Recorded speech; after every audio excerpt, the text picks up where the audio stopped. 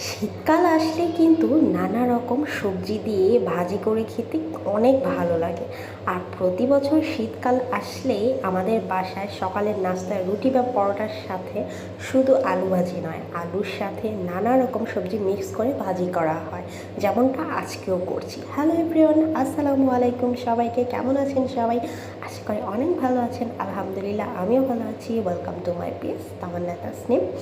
তো আজকে আমি সকালের নাস্তায় রুটির সাথে শীতকালের কিছু সবজি মিক্স করে ভাজি করে নিচ্ছি। তো যা বলছিলাম, শীতকাল আসলে কিন্তু বাজারে নানা রকম সবজি ওঠে, আর এই নানা রকম সবজি দিয়ে কিন্তু সকালের নাস্তাটায় রুটি বা পরোটা দিয়ে খেতে ভীষণ ভালো লাগে।